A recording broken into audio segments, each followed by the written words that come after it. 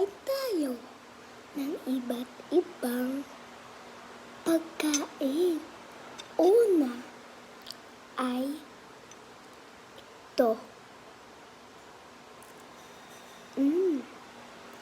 Samahan natin ang kanin.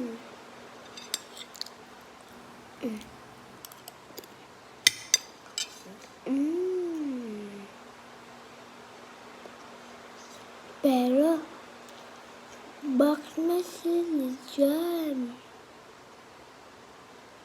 Hindi ko yung kakainin.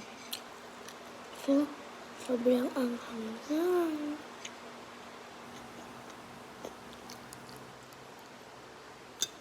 Isa pa, guys.